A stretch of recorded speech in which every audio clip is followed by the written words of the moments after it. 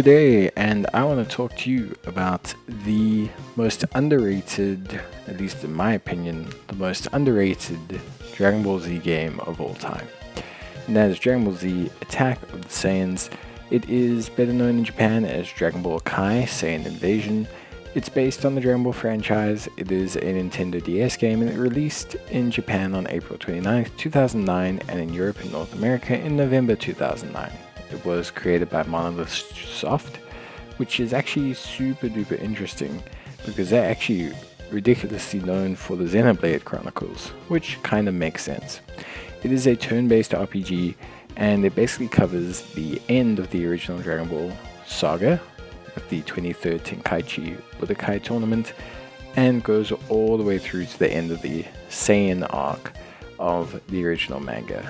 It is the Saiyan Saga arc.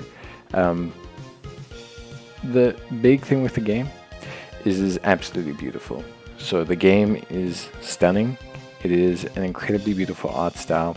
It has 2D animation. It is really great. You have overworld navigation. You have area maps and zones, very much similar to something like a Mega Man game or a Pokemon game. And the way you find enemies is the same way. You'll move throughout spaces, enemies will drop items, or you can find items. Enemies are visible on the map, so you can openly choose whether to avoid them or not. And certain obstacles will be in your way that could potentially be overcome with key blasts. And that's basically it.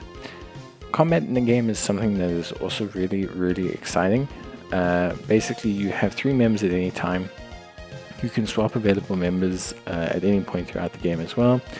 Each character is a specialist in certain things. They have certain skills and skill sets that they can build out in terms of stats and upgrade. Ability points that you gain from battle are used to upgrade your characters. Level and ability points are completely different. Characters gain ability points based on the difficulty of the enemy defeated, but you can farm XP relentlessly to gain levels to just boost your overall stats. Stats affect your damage. Ability points allow you to upgrade your abilities to improve their percentages and just general performance. There's a rage gauge to do special moves, and combat is honestly really awesome. You can create a sparking combo where you just have a pretty insane combination of ultimate abilities from you and your team. For me, the game is really awesome. I think what it lacks from is the setting.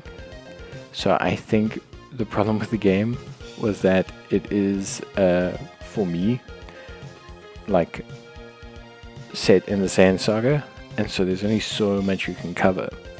But I think for Dragon Ball fans, it is an incredibly well-made game.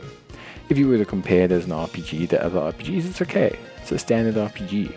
But if you really look at it from the point of being a Dragon Ball fan, this game is awesome to me because the game is really fun. I love the game. The game is great. I like the RPG mechanics. I think it's well done. It's well done to the point where it's a good RPG game. It's not a bad RPG game in any way, shape, or form. It's a good RPG game. There's the active guard system. The combat system is fun. It can feel a little bit stale, especially if you've played it once or twice. But for me, the first playthrough was awesome. It had just the right amount of RPG balance combined with really incredible storytelling. But what was super great was that there was a ton of stuff in the game that if you're someone who especially has only ever watched the TV show, you are going to have a great time with this game. Because there are so many references, characters, scenes, things that were cut out. Chi-Chi and Goku's wedding, Goku and Chi-Chi going to the, getting the fan and blowing out the fire, finding a wedding dress. There's so many interesting things that, I as a Dragon Ball fan thought was incredibly awesome. References, characters, and for me, Saiyan Attack thrives in that.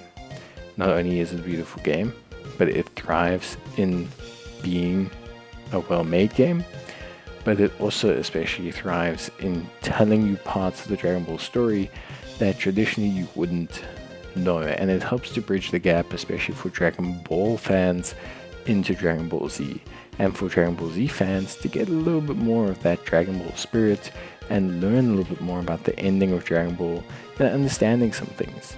It is really, honestly, probably one of my favorite games ever to play as a Dragon Ball fan, and it's just really, really well done. The only shame I have with it is that you are basically kind of tied to a very small roster of characters, understandably so, because it's the Saiyan Saga. And because you only go up to the Saiyan Saga, the game can kind of abruptly end. Like, the beginning is great, and you can really kind of get up to speed with the game, but you can also then very, very, very quickly finish the game. It's in that sense where I think as an RPG, it does fall a little bit flat.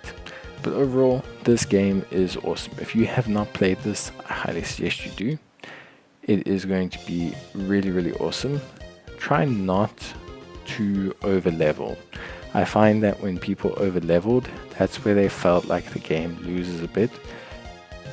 When you play this game right on that knife edge of being just powerful enough to do the fights, it's honestly so challenging. In fact, it's almost too challenging. So it's a really good game from that perspective, but I really love Saiyan Attacks. So if you have not played Saiyan Attacks, you've been wondering, it is well worth your time. I hope you go out and try it out. It is so much fun. It is so amazing to play. It is one of my favorite Dragon Ball games of all time, and I hope for you it becomes one of your favorite Dragon Ball games of all time too. Let me know what you guys think, or if you've tried it out, or if you've played it, and I'll see you guys in the next one. Bye.